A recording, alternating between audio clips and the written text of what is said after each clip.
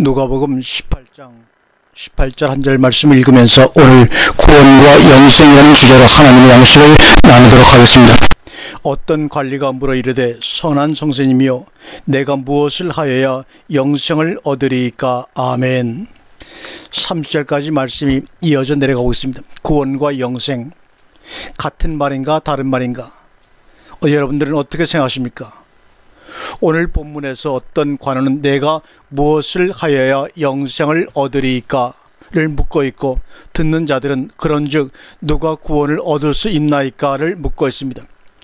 그렇다면 관원은 구원은 받았는데 영생을 아직 못 얻었고, 듣는 자들은 구원조차도 못 받았다는 말인가?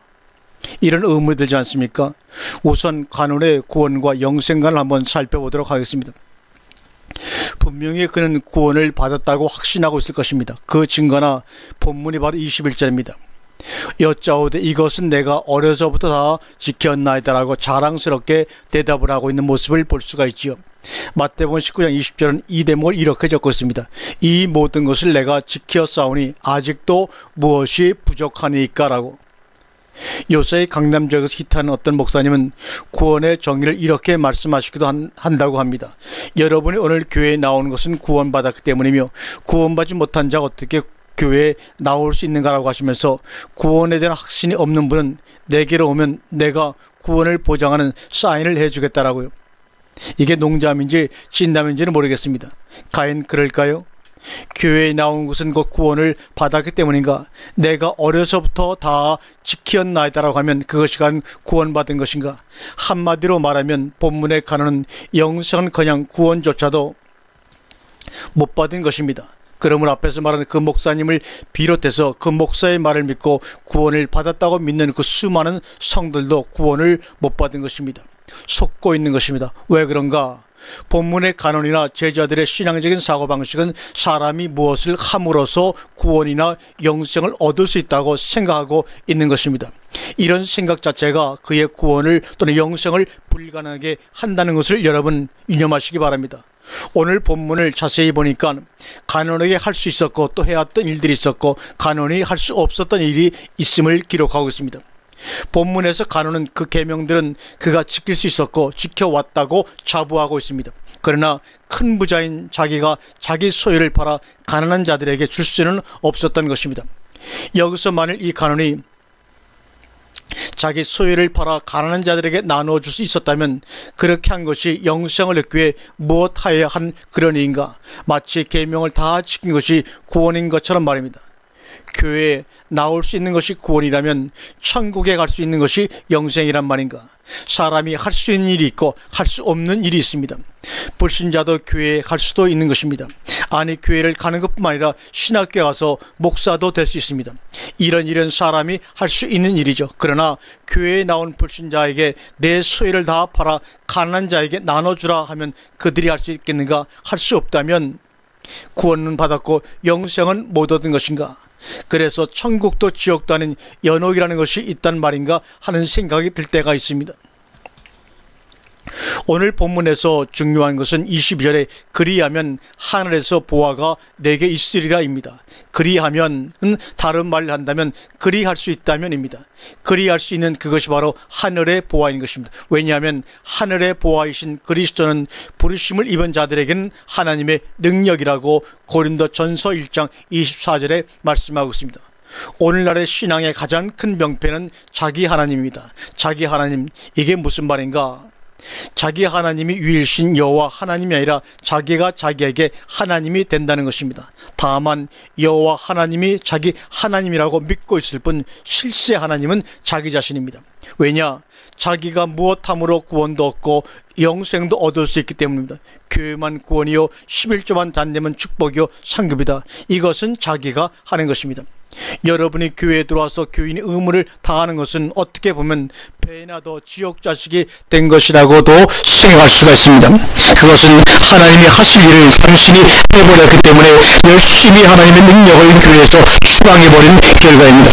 시편 저자는 시편 46편 10절에서 너희는 가만히 있어야 내가 하나됨을 알지어다. 내가 열방과 세계 중에서 높은 구원을 받으리라 하시도다라고 말씀하고 있습니다. 그러면 무엇이 구원이냐? 사람이 할 수 없다는 사실을 깨닫는 것이 바로 참된 구원입니다. 사람이 할 수 없다는 사실을 깨닫는 것이 구원이다, 이 말입니다. 본문 앞부분에 바리새인과 세리를 보세요. 바리새인은 나는 무엇 아니었습니다. 그리고 나는 무엇 하였습니다. 그러므로 내가 당신께 감사합니다. 신앙생활 전체가 자기 자신이 아니해야 할 것은 아니했고 해야 할 것은 하고 심지어 감사까지도 자기 마음대로 하고 있는 것입니다. 오늘날은 어떻습니까? 자기의 의지로 자기가 하고서는 가증스럽게도 하나님이 그렇게 하게 해주셨다고 자랑하며 감사합니다. 하나님은 감사를 받을 이유도 없고 의미도 없다. 다만 어항이 벙벙하실 뿐입니다. 심지어 주의 종이 된 것까지도 그렇습니다. 대학 낙방해서 신학교 가고 사업 실패해서 할 것이 없어 신학교 가서 목사가 되어서 하나님이 목회자로 부르셔서 운운하며 사실 자신은 원치 않았는데 부르심에 순종하는 마음으로 이 가시밭길을 가고 있노라고 하면서 떠들어대고 있는 것입니다.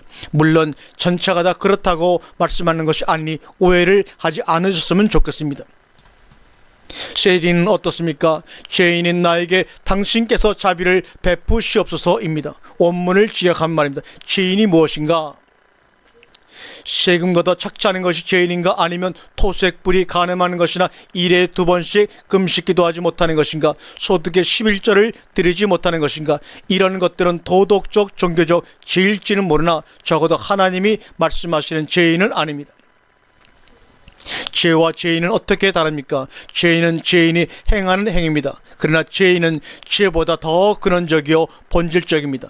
죄는 짓지 않을 수도 있습니다. 그러나 죄인이 안 될 수는 없는 것입니다. 마치 표범이 그 무늬를 지을 수 없는 것처럼 말입니다.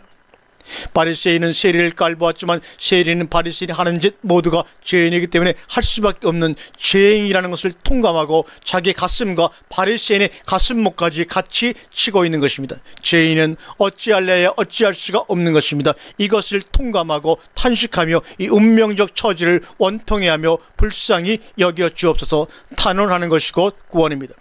세리는 의롭다 하심을 받고 내려갔습니다. 의롭다 하심은 무엇을 하지 않았다든지 한다든지 해서 되어지는 것이 아닙니다.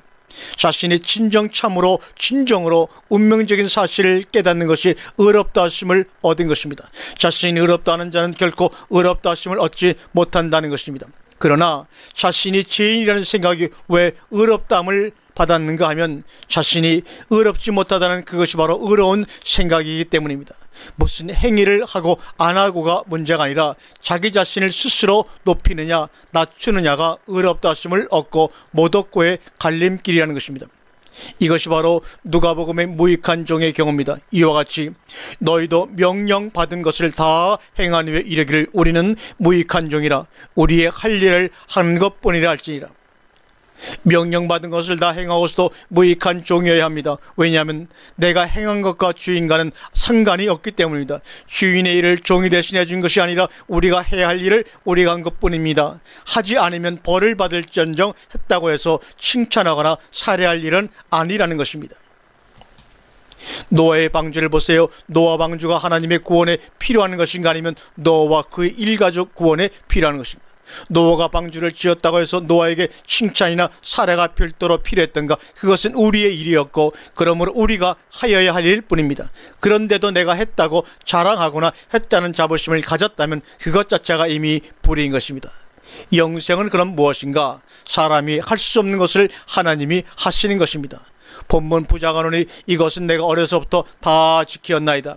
할 수 있었다고 해서 구원을 받았기 때문에 나누어 주었다고 해서 영생이 아닙니다. 자기가 자기 의지로 한 것은 구원도 영생도 심지어 신앙도 아닙니다. 그것은 그저 자기가 할 수 있어서 한 것뿐입니다. 하고 싶었든지 억지로든지 상관이 없는 말입니다. 다만 하나님의 나라 때문에 되어져야 하고 할 수 있어야 합니다. 오늘 본문의 29절은 하나님의 나라를 위하여, 이 말은 잘못된 오역입니다. 위하여가 아닙니다. 에네켄이라고 하는 히브리어는 인하여, 무엇을 인하여입니다. 하나님 나라 때문에 버릴 수 있는가, 아니면 하나님 나라를 위하여 내가 버릴 수 있는가? 하나님 나라 때문에 그가 그것들을 버렸다면 그는 아마도 지금쯤은 그것들을 가지고 있을 때보다 훨씬, 그리고 틀림없이 하늘의 보화로서 부유해져 있을 것입니다. 하나님 나라 때문에, 아니면 하나님의 나라를 위하여, 굉장히 차이가 많이 나는 번역인데, 우리나라는 하나님의 나라를 위하여 이렇게 번역을 하니까 뭔가 내가 한 것처럼 느껴지나, 에네켄이라는 헬라어는 무엇이 위하여라는 뜻이 아니라 무엇을 인하여, 무엇 때문에, 그러므로 하나님 나라 때문에, 하나님 나라 때문에 여러분이 그것들을 버렸다면 여러분 아마도 지금쯤은 그것들을 가지고 있었을 때보다 훨씬, 그리고 틀림없이 하늘의 보화로서 부유해져 있을 것입니다. 사도 바울은 고린도서 8장 9절에 우리 주 예수 그리스도 은혜를 너희가 알거니와 부유하신 자로서 너희를 위하여 가난하게 되심은 그의 가난함을 인하여 너희로 부유케 하려 하심이라고 하였습니다. 우리가 그의 가난함을 위하여 부유하게 되었을 때 삭개오처럼 정리할 수 있게 되는 것입니다. 이것이 금생의 여러 배요 내 생의 영생인 것입니다. 바늘기로는 약대는 못 들어가도 그 바늘기로 바람은 들어갈 수가 있습니다. 천국의 약대는 못 들어가도 성령은 들어갈 수가 있습니다. 살리는 것은 영이니 육은 무익하니라. 내가 오늘 이 시간 너에게 이르는 말이 영이요 생명이라고 요한복음 6장 63절에 말씀하고 있습니다. 아멘.